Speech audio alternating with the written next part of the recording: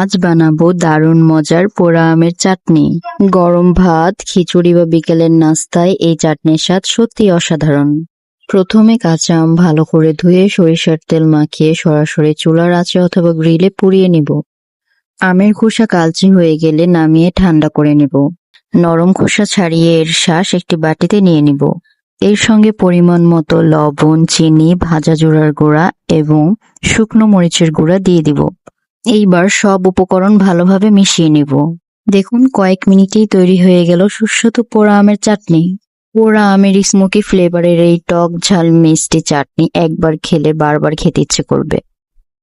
ভিডিওটি ভালো লাগলে লাইক দিন, শেয়ার করুন এবং আরো মজার মজার রেসিপি পেতে পেজটি ফলো করুন। সবাইকে ধন্যবাদ। আল্লাহ হাফিজ।